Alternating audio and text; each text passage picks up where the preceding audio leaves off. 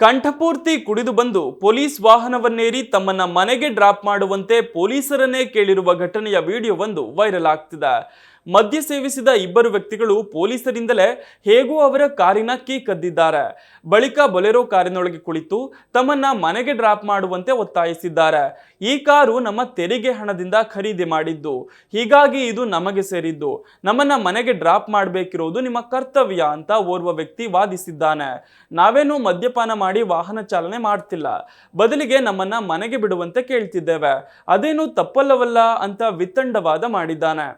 Police ಅಧಿಕಾರಿ key ಕೊಡುವಂತೆ ಕೇಳಿದ್ರು ಕೊಡದ ಕುಡುಕರು ನಮಗೆ ಹಕ್ಕುಗಳು ಬೇಕು ಅಂತ ಪುಂಡಾಟ ಮೆರೆದಿದ್ದಾರೆ.